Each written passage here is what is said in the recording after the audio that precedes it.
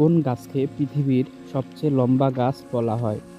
বটগাছ, eucalyptus, pine গাছ, redwood. সঠিক উত্তর রেডউড।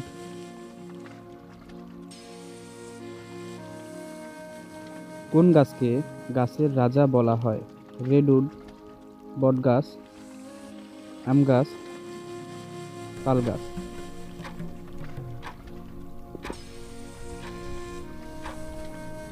সঠিক উত্তর বটগাছ।